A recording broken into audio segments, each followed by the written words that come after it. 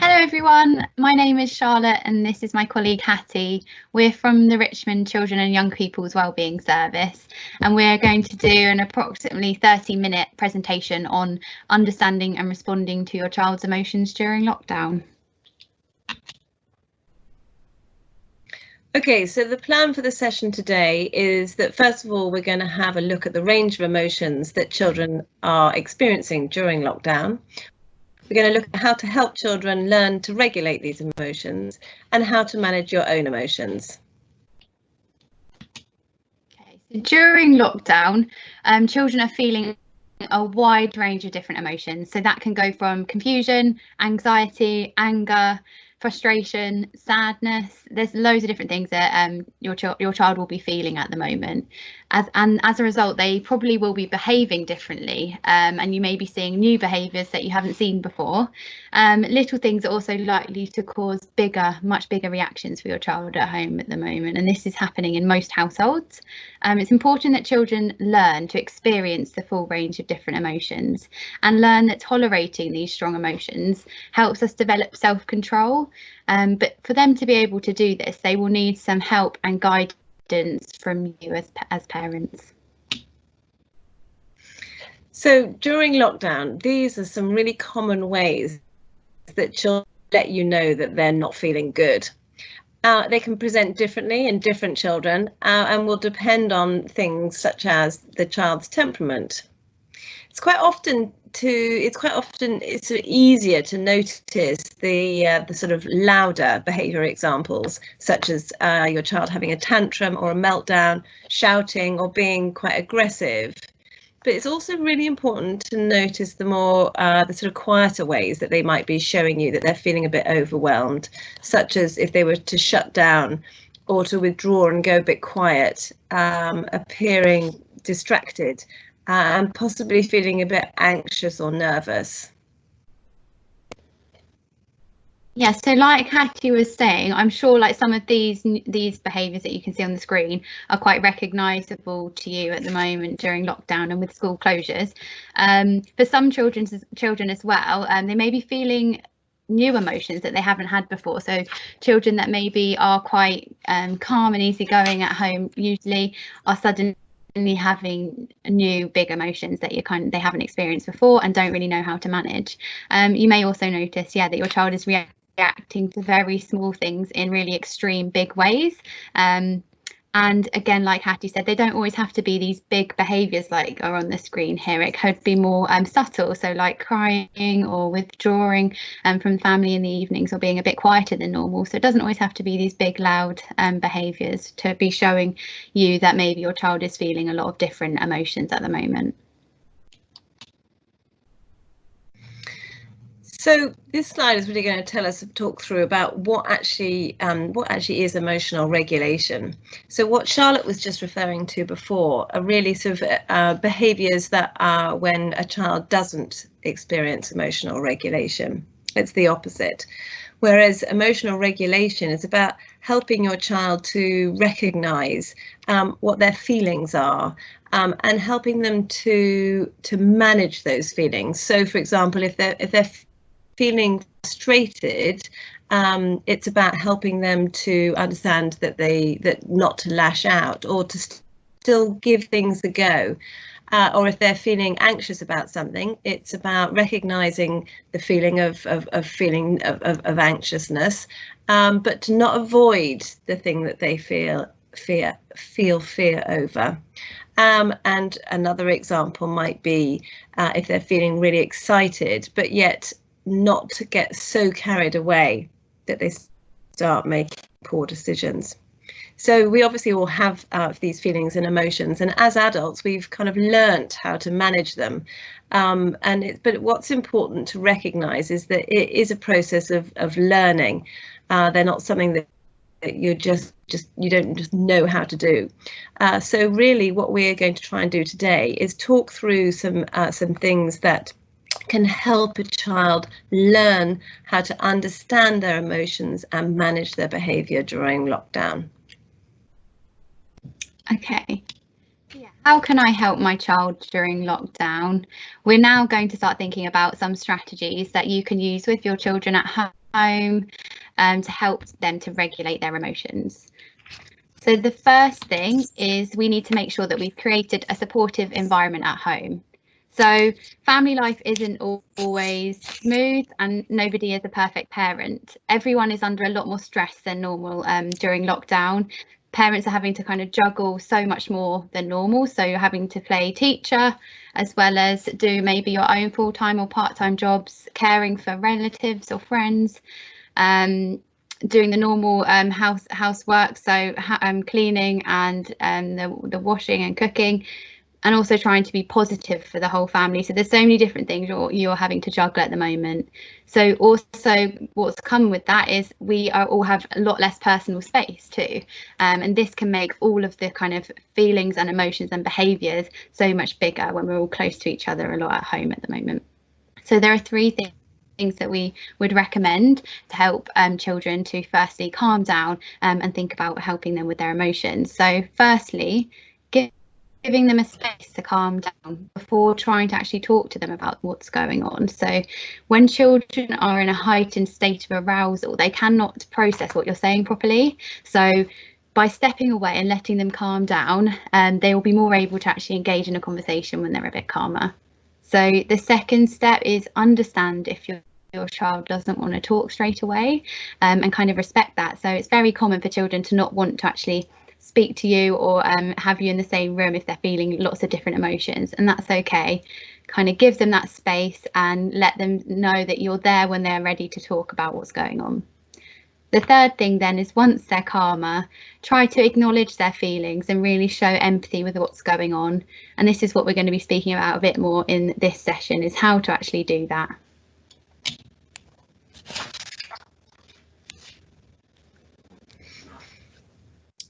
Okay, so this is a great picture of sometimes how our children can make us feel. And all parents feel like this sometimes. It is really, really normal. Children just seem to have a way of being able to get under our skin and to press all those buttons that other people don't seem to press. But it's really, really important to understand our own emotional response and how we might be feeling in the moment, and what it kind of brings up for you when your child is behaving in some of these ways, because that's going to affect how you respond. We know that to have calm children, we need to be calm as parents, and so it's really important to take some space and some time just to kind of for you to enable you to keep a little bit calmer in the situation, and to know that you don't have to deal with every situation in the moment straight away. The other thing that we can do is to sort of model emotional regulation, our own emotional regulation, and to show this to our child that we too can get these feelings of frustration. And when it's appropriate, to let them know that that's how you feel and how you manage it. So, for example, you might be working on your laptop and something goes wrong, and trying to sort it out is really difficult and it's really frustrating you. In fact, you just need to go away from your laptop, calm down, have a cup of tea, and then come back to it with a more sort of calm approach. And it's really important to share those things with your child and to demonstrate to them how you're managing these difficult times yourself. Okay, so looking at these statements that you can see now, how would it make you feel, or how do you respond when your child says these different things? So, I hate you, or I want to see Granny, or I can't do this, I'm so stupid, or you're a rubbish teacher. So I don't know if some of these are familiar to you. When children say these things, it can really, really push our buttons, especially if we're feeling a lot of different things as well. And what we've heard from other parents is that for some, these sort of statements like I hate you can feel really, really hurtful and upsetting, or it can just really push our buttons and make us feel really angry. But for others, it can just, you kind of can shrug it off and walk away from it quite easily. It vary, but what we also know is while people's responses to these statements may vary a bit, we do know that there are some common ways that parents would respond to these sort of things too. So for example, it would be understandable that if your child said to you that you're a rubbish teacher after you'd been kind of sitting with them all day trying to follow the school schedule, that you might respond with something like, well, do it yourself then, or I'm the only teacher you've got at the moment, so just deal with it. Or you might say, well, I'm only trying my best, and feel really upset and hurt that your child has said that to you. So it would be understandable to kind of respond in that way. And these are kind of some of the common responses, and Hattie's just going to speak a bit more now about some of the other responses that we might make to these sort of statements. Yeah, so as Charlotte's saying, some of the common responses that we hear a lot from parents when they respond in the moment to that situation as it's happening are by immediately sort of refuting the child's statement and saying, you know, things like, you don't hate me, or you're not stupid. Or we might leap into sort of problem solving and trying to give our child advice immediately. Or we might try and provide alternative evidence. You know, you're so good at maths.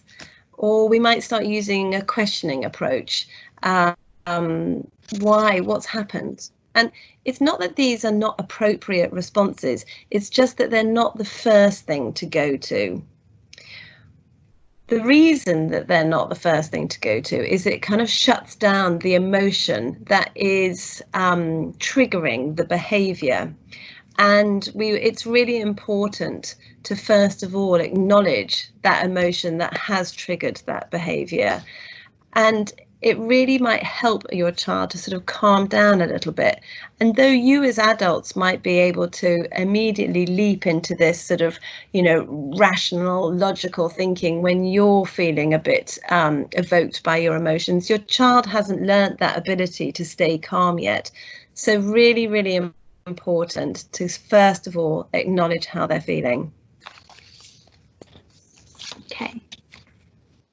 So the first step as well is also to think about noticing what you're feeling before you kind of step in and speak to your child as well. So if we're feeling cross or anxious, then that will affect how we actually respond in the moment, in the heat of the moment. So instead, if you notice you are feeling lots of different emotions, try and step away and stay calm yourself, or do something for yourself before you kind of engage in that conversation with your child. And then it's when you're feeling calmer and your child's feeling calmer, it's trying to think from your child's perspective. And if you're not sure, give it a guess. What might your child be feeling right now? So for example, you might say, oh, you look really upset. Or if that had happened to me, I think I would feel quite angry too. So keeping this in mind, once you've done this, we'll go back to this slide again to think a bit about what the emotions might be behind some of these statements. So with the statement that say your child might say to you, I hate you, it might be that your child is feeling frustrated, cross, angry that they've been told no to do something, or something's been taken away from them. I want to see Granny. This one might be a new one, and this is probably your child is confused and upset that they can't see someone that they love freely at the moment during lockdown. I can't do this, I'm so stupid. They may be feeling sad, frustrated, upset that they're trying to do something that they can't, or it's something to do with schoolwork that they feel stuck with. And you're a rubbish teacher. They may be feeling frustrated with a question that they're trying to do in school, in their schoolwork, but also confused that they can't be with their classmates or with their school teacher that like normal. So it's really helpful to try and think, when children say these big statements, what is the emotion that they're actually showing me by saying these things? What is beneath these sort of statements?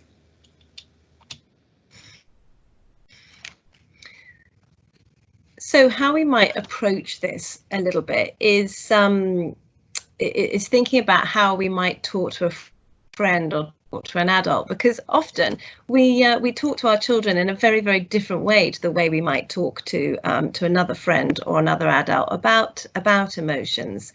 So, for example, if your child starts saying that they don't want to go to school, you'll immediately leap into action and think and ask them questions about the why not, and the importance about going to school, and why they need to do the work. Almost like the statements that we were talking about before, those common responses of refuting and trying to problem solve and questioning around them. Let's just have a look at this example here. So imagine that your partner said to you, oh, I'm just sick of cooking every single night. And you come back with, oh, calm down, you know, you love cooking, you're so good at it. I mean, that might leave you feeling a bit annoyed and a bit unheard. Whereas if instead we have a look at a different example, one where you might sort of empathize. So let's imagine your partner says, I'm sick of cooking, and you go, yeah, it just feels relentless, doesn't it?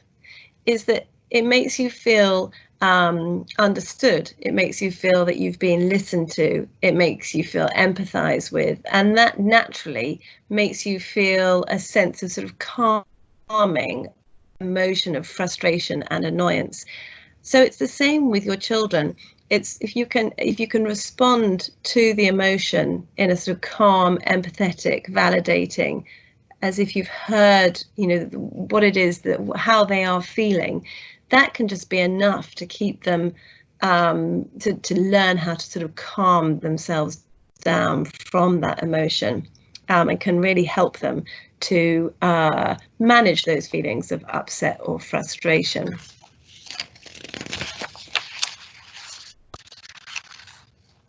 Sometimes actually just saying the emotion and talking to them about the emotion is enough, and that you can just then, you know, you can just leave them with that and to go quiet. Silence is sometimes very, very helpful, as long as you have validated first of all. So, like we've been saying, sometimes children express their emotions through statements, but also through behaviours. So we're just now going to run through a few common examples to consolidate this strategy that we've been speaking about today. So the 3 examples are behaviours that your child might do when they're feeling different emotions. So ripping up their homework, having a tantrum at bedtime, or tearful at bedtime. So each one, so you can see we've just put there the different emotions that they might be feeling. So ripping up your homework, they might be feeling frustrated that they can't answer a question, and you might be able to respond to them in this way. So you're frustrated because that question is really difficult. It's okay to be angry. So really show them that you understand that. Having a tantrum at bedtime, they may be upset about something like their older sister gets to stay up later or something, or they think that's unfair. So really show them that you get that sometimes. So I know it's frustrating that you have to go to bed before your sister. Sometimes you wish you were the older sister. And finally, tearful at bedtime, they might be upset because they really miss their friends and they're confused why they can't go to school tomorrow.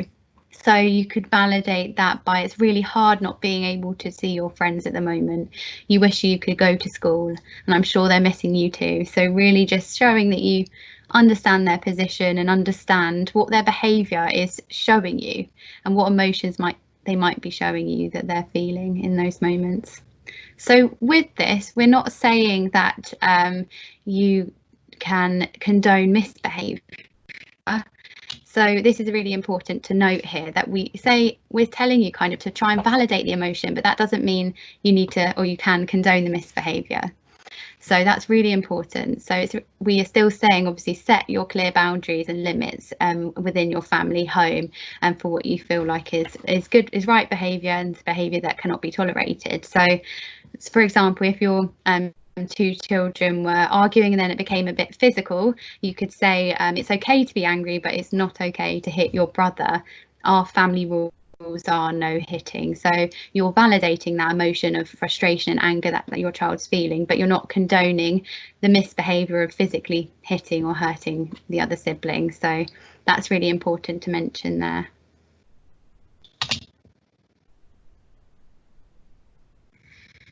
Okay, so just really to sort of summarise the key points from today, the first thing is to give your child space to calm down first, and to give yourself some time to calm down too.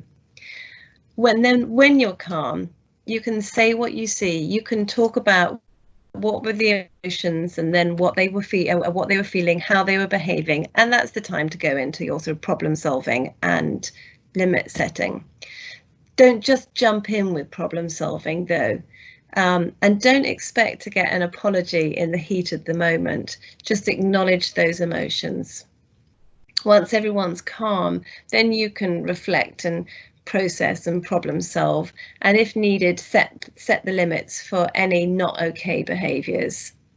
But don't do this during times of high emotion, because your child can't hear you then. Also, move on. Try not to hold on to tricky behaviours, and it can be really hard to do this, but the quicker you can move your child on, the less attention you're going to be giving to them. Take time for yourself. That's really, really important, because a calm parent helps a child to become calm. And model emotional regulation. So where appropriate, talk through how you manage your own emotions and feelings with your child. Okay. So if you've watched this and you feel that actually you need a bit more support or a bit more information, there are a few ways up on the screen now for you to get that. So firstly, you can contact your school SENCO or your inclusion officer within the school, and they can either support you themselves or actually signpost you to more appropriate support. Also, most of you may have a children's wellbeing service or an education mental health team within your school. So if you do, definitely ask your school about that, and if they have space available, you may be able to refer and get some more one-to-one support within your school around your child's difficulties.